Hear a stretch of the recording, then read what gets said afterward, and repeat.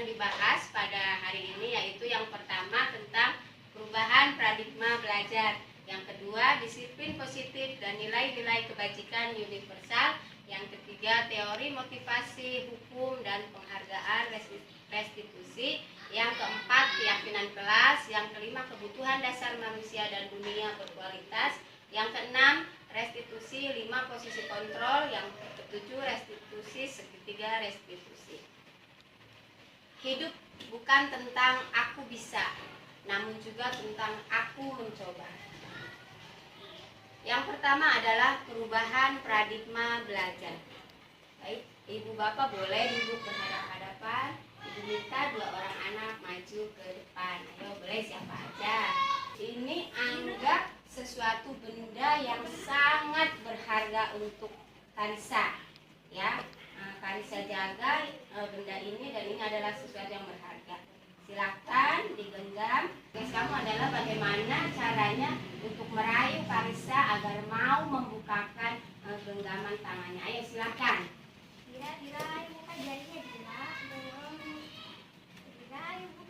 Terima kasih, silakan dulu. Yang pertama yaitu ilustrasi guru mengontrol murid. Ketika Karissa mau membukakan tangannya, berarti dia mau dikontrol oleh orang lain. Begitu juga di sekolah, guru tidak bisa mengontrol murid gitu. Kalau memang anaknya itu tidak mau, ya tidak akan bisa. Jadi yang bisa mengontrol itu ya dia sendiri gitu. Penguatan positif, efektif dan bermanfaat. Contohnya kita memberikan penguatan kepada anak. Ibu akan kasih hadiah kamu kalau kamu misalkan duduk rapi, tertib di kelas. Yang ketiga itu ilustrasi bahwa kritik dan membuat orang merasa bersalah dapat menguatkan karakter.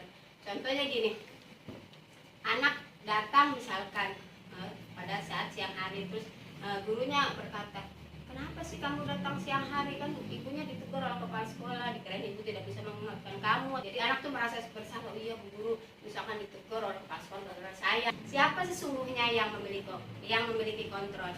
Stimulus respon dan teori kontrol atau pilihan. Mempunyai ilustrasi kontrol bahwa orang dewasa itu bisa punya hak memaksa anak-anak di sekolah gitu. Padahal itu hanya ilusi. Jadi ya di sini kita tuh tidak bisa memaksakan anak sesuai dengan kehendak kita gitu. Mengontrol ya dia gitu sendiri gitu. Dan anak pun gitu, dia tidak mau dikontrol itu pasti ada alasannya gitu. Baik itu alasannya baik ataupun tidak, itu pasti ada tujuannya. Yang kedua, perilaku buruk dilihat sebagai suatu kesalahan. Teori kontrol pilihannya, semua perilaku pasti memiliki tujuan. Stimulus respon ketiga, orang lain bisa mengontrol saya. Teori kontrol pilihannya, hanya Anda yang bisa mengontrol diri Anda. Disiplin positif dan nilai-nilai kebijakan universal. Disiplin itu berasal dari bahasa Latin, artinya disiplina yang artinya belajar. Makna asal dari kata ini berkonotasi dengan disiplin diri dari murid-murid Socrates dan Plato. Nilai-nilai kebajikan universal itu sesuai dengan profil pelajar Pancasila. Teori motivasi, hukuman dan penghargaan atau restitusi. Yang pertama, untuk menghindari ketidaknyamanan atau hukuman. Apa sih yang akan terjadi apabila saya tidak melakukannya? Contohnya seperti ini. Kita disuruh rapat di kantor dinas. Kadang kita mikir gini, kalau saya nggak datang, nanti ibu pengawas akan menegur saya. Berarti kan itu atas dasar apa? Atas dasar ketidaknyamanan, karena nanti misalkan ada hukuman. Nah itu motivasinya eksternal, motivasinya dari luar gitu. Yang kedua, untuk mendapatkan imbalan dari orang lain atau institusi. Apa yang akan saya dapatkan apabila saya melakukannya gitu. Contohnya gini, kita mengikuti BIMTEK itu mengharapkan sertifikat misalkan seperti itu. Berarti kan motivasinya kan eksternal dari luar gitu. Yang ketiga, untuk menghargai diri sendiri. Saya akan menjadi orang yang seperti apa bila saya melakukannya. Nah, kalau ini adalah motivasi internal, motivasi dari dalam kita sendiri gitu kan. Kita suatu bentuk penghargaan untuk kita sendiri. Nah inilah tujuan disiplin positif. Dihukum oleh penghargaan. Beberapa dampak dari pemberian penghargaan. Nah contohnya seperti ini. Misalkan di dalam kelas yang dapat 100 kita kasih hadiah. Nah Terus dampak negatifnya itu nanti yang tidak dapat hadiah itu akan merasa, ih kok dia lagi sih yang dapat. Jadi kecemburuan sosial. Penghargaan itu menghukum, penghargaan itu mengurangi ketepatan, penghargaan tidak efektif, penghargaan merusak hubungan. Jadi kayak seperti ini. Misalkan di kelas 1, misalkan si A itu kalau dapat nilai bagus atau ranking dikasih hadiah sama gurunya. Apa timbulnya? Dia enakan sama guru kelas 1 guru, kalau saya dapat prestasi saya dikasih, sama Silvi di kelas 2 saya enggak. Jadi kan merusak hubungan. Penghargaan menurunkan kualitas juga, penghargaan mematikan kreativitas, penghargaan mengurangi motivasi intrinsik, motivasi dari dianya sendiri gitu. Ibu Bapak, silakan ayo kita menjawab nih, kira-kira ini termasuknya hukuman atau konsekuensi ya. Tindakan guru nih, misalkan mencatat 100 kali di dalam buku kalimatnya, saya tidak akan terlambat lagi karena terlambat ke sekolah. Itu termasuknya apa Ibu Bapak? Hukuman atau konsekuensi? Hukuman. Ya, betul sekali, itu maksudnya hukuman. Yang kedua, lari mengelilingi lapangan basket 2 kali karena terlambat hadir di sekolah. Itu termasuk apa kalau kita memberikan itu ke anak? Hukuman. Ya, betul, hukuman ya Ibu Bapak ya. Yang ketiga, diminta push up 15 kali itu karena gara-garanya aku tidak pakai masker di sekolah. Hukuman ya, betul. Yang keempat, anak suruh menggantikan kertas tugas temannya yang telah dicoret-coret. Hukuman atau konsekuensi? Ya, konsekuensinya karena dia berbuat, dia harus konsekuensi untuk menggantikannya. Jadi kalau hukuman itu sifatnya itu seketika, dadakan gitu. Kalau konsekuensi itu kesepakatan yang sudah dibuat atau yang sudah sama-sama diketahui gitu. Perbedaan antara hukuman dan konsekuensi. Kalau hukuman itu Bu, katanya sesuatu yang menyakitkan harus terjadi. Jadi anak tuh merasa tersakiti gitu atas apa yang diberikan gurunya gitu. Buat anak sakit baik fisik maupun hati untuk jangka waktu lama. Anak membenci kedisiplinan, paksaan, mendorong anak menyakiti diri sendiri, konsep diri yang buruk. Anak belajar untuk menyembunyikan kesalahan, merasa tidak dihargai gitu. Kalau konsekuensi itu sesuatu yang harus terjadi, biasanya itu atas kesepakatan bersama yang dibuat. Anak menghargai disiplin. Kalau konsekuensi, restitusi. Apa sih restitusi itu? Restitusi adalah proses menciptakan kondisi bagi murid untuk memperbaiki kesalahan mereka sehingga mereka bisa kembali pada kelompok mereka dengan karakter yang lebih kuat untuk mencari solusi untuk masalah mereka dan membantu murid berpikir tentang orang seperti apa yang mereka ingin menjadi atau tujuan mulianya dan bagaimana mereka harus memperlakukan orang lain. Keyakinan kelas.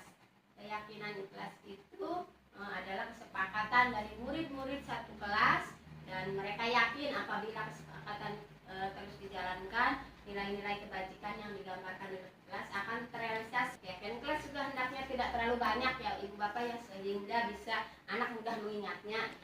Dan keempat yaitu pernyataan keyakinan kelas senantiasa dibuat dalam bentuknya kalimatnya positif. Peraturan dan keyakinan kelas. Contoh biasanya kan kita kan selalu buat keyakinan kelas itu gini, misalkan selalu kembalikan buku ke tempatnya. Kalau keyakinan kelas itu kalau mengembalikan buku ke tempatnya itu nilainya apa, nilai keyakinannya? Berarti anak suruh bertanggung jawab. Jadi kalimatnya simpel, mudah diingat dan terlalu banyak gitu. Terus peraturan kedua, dilarang mengganggu orang lain. Kalau dilarang mengganggu orang lain itu berarti anak harus apa dengan orang lain, dengan teman-temannya harus menghormati orang lain kayak gitu, seperti itu. Dan keempat, hadir di sekolah 15 menit sebelum pembelajaran. Nilainya yang digali apa dari dalam dia sendiri itu? Berarti dia kan harus menghormati orang lain, juga harus belajar berkomitmen gitu, seperti itu. Membuat membuat kelas menjadi nyaman untuk belajar. Nah, ini Ibu Bapak pembuatan keyakinan kelas di kelas saya yaitu kelas 6. Ada 7 keyakinan kelas. Yang pertama yaitu menjaga kebersihan, religius, belajar dengan sungguh-sungguh, disiplin, mandiri atau percaya diri, peduli terhadap sesama, dan menerapkan 5S. Jadi kalimatnya harus positif. Keyakinan kelas ini juga ibu bapak bisa buatnya bisa melalui Canva atau misalkan PPT juga bisa. Jadi ada 5 ibu bapak kebutuhan dasar manusia itu. Yang pertama, kebutuhan akan bertahan hidup, rasa kasih sayang dan diterima. Yang ketiga, kesenangan. Yang keempat, penguasaan. Dan yang kelima, kebebasan. Nah, 5 posisi kontrol. Misalkan kalau yang hukuman biasanya itu ibu bapak, guru itu kalau mau hukum anak, bagaimana tuh itunya? Biasanya melotot ya, dengan menunjuk-nunjuk, awas ya kamu kalau tidak melakukannya kamu akan dihukum. Kan? Kalau pembuat merasa bersalah itu biasanya gini, Dira, kenapa sih kamu berbuat seperti itu? Ibu kecewa sama kamu. Jadi membuat anak tuh kalimatnya yang kita ucapkan tuh anak tuh merasa bersalah atas sikap yang dia buat. Gitu. Kalau 5 posisi kontrol sebagai teman tidak kaku atau seperti apa, tapi ada minus plusnya gitu.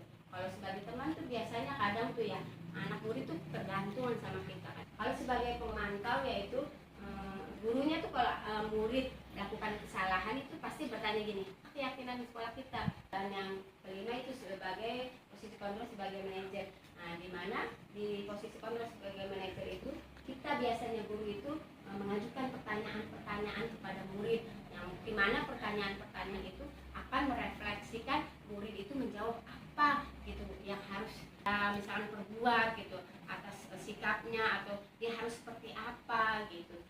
Jadi menguatkan pribadi anak tersebut. Jadi anak itu membuat masalah dan dia sendiri sebenarnya yang mencarikan solusinya. 7 yang itu segitiga restitusi. Ada anak yang misalkan melanggar aturan atau melakukan hal-hal yang kita anggap tidak baik. Ada anak berantem, terus kita panggil lah gitu kan. Kita panggil anak tersebut. Di sini kita terapkan segitiga restitusi. Penerapannya adalah yang pertama itu menstabilkan identitas. Jadi kita tanya dulu, kenapa sih Vicky kamu kemarin misalkan menonjok Ardana gitu misalkan, apa sih yang terjadi? Terus Vicky pasti berkata, iya bu, si Ardana sih kalau ngeledekin orang tua saya atau ngatain orang tua saya, langsung kita tanyakan dulu. Misalkan kita buat menstabilkan identitas, misalkan ya seandainya juga Vicky ibu berada di posisi kamu, mungkin ibu akan melakukan hal yang sama gitu. Setelah itu baru kita validasikan kebutuhan anaknya gitu. Kita tanya ke Vicky, ada nggak kira-kira cara yang lebih efektif apabila kamu diledek? Nah nanti Vicky sendiri yang akan menjawab, iya bu, seharusnya saya misalkan tidak menonjok dia, seharusnya saya tidak emosi. Kita terapkan segitiga restitusi ini anak jadi jadi tidak takut. Jadi terus setelah itu baru kita menanyakan keyakinannya. Misalkan Vicky, kalau keyakinan kelas apa yang sudah kamu langgar misalkan. Nah Vicky pasti menjawab sendiri, saya melanggar itu bu, keselamatan. Terus depannya kamu mau jadi seperti apa? Ya bu, saya mau minta maaf misalkan ke Ardana atas sikap saya sudah menonjoknya. Saya juga akan berusaha bila saya diledek gitu, saya akan berusaha menahan emosi saya. Ibu bapak, mungkin itu saja penjelasan dari saya tentang modul 1.4 yaitu budaya positif. Kurang lebihnya saya mohon maaf. Wabillahi taufiq wal hidayah. Wassalamualaikum warahmatullahi wabarakatuh. Waalaikumsalam warahmatullahi wabarakatuh.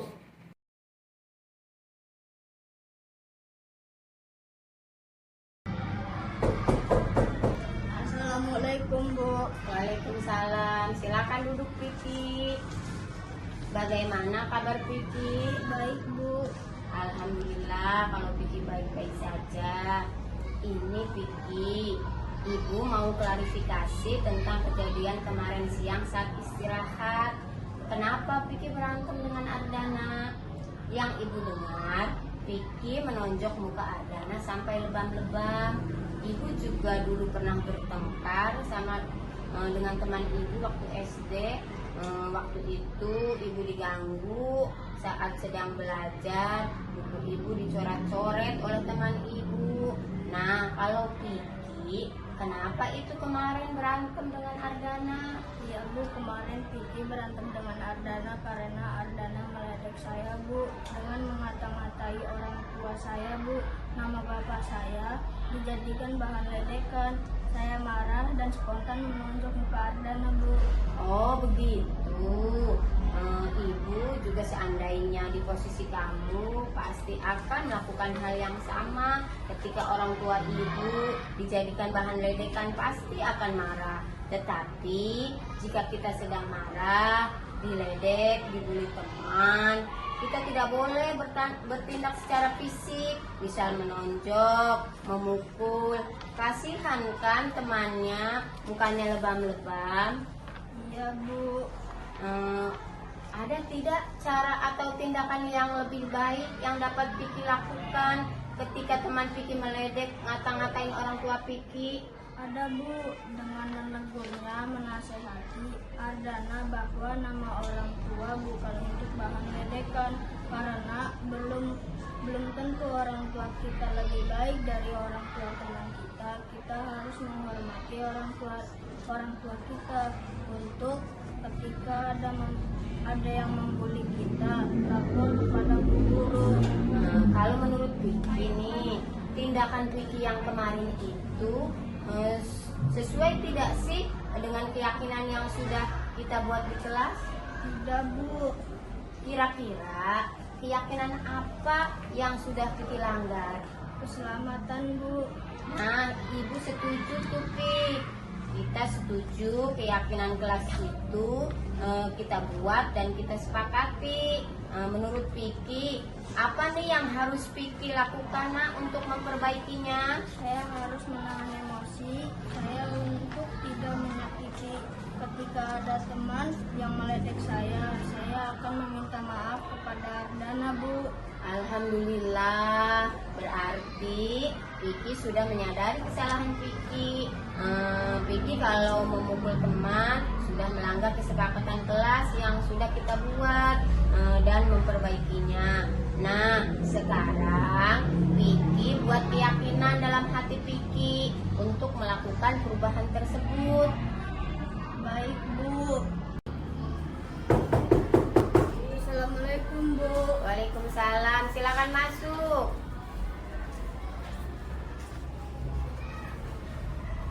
Bagaimana kabarnya Piki hari ini? Lancar proses pembelajaran di kelasnya? Baik Bu. Sepertinya kamu sedang kurang bersemangat. Kamu tahu kenapa Ibu minta kamu ke sini? Tidak tahu Bu. Ibu hanya ingin mengobrol dengan kamu. Ibu perhatikan, Piki sering sekali izin ke toilet saat jam pelajaran. Ibu tahu kamu pasti jenuh ya di kelas, merasa bosan. Itu hal yang wajar ketika kita merasa tidak menyukai pelajaran tersebut. Iya Bu, saya bosan di kelas, apalagi kalau pelajarannya kurang menarik. Jadi biar nggak bosan saya izin ke toilet Bu. Kamu tahu yang kamu lakukan itu tidak sesuai dengan keyakinan diri atau keyakinan kelas yang sudah disepakati. Iya Bu, maaf ya Bu. Kira-kira keyakinan seperti apa yang tidak kamu sepakati? Tanggung jawab, kejujuran, dan menghargai orang lain Bu. Ibu setuju dan kamu setuju juga kan kalau memang keyakinan tersebut harus diterapkan? Iya Bu, setuju. Menurut kamu, apa yang harus kamu lakukan untuk memperbaikinya? Saya harus lebih tanggung jawab akan tugas. Saya sebagai seorang pelajar harus jujur pada diri sendiri dan orang lain, menghargai orang lain.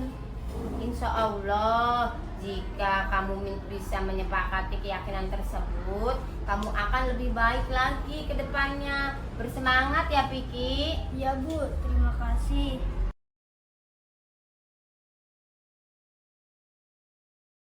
Setelah mempraktekkan segitiga restitusi, saya merasa nyaman dan tidak takut. Dan saya mendapatkan solusi terbaik.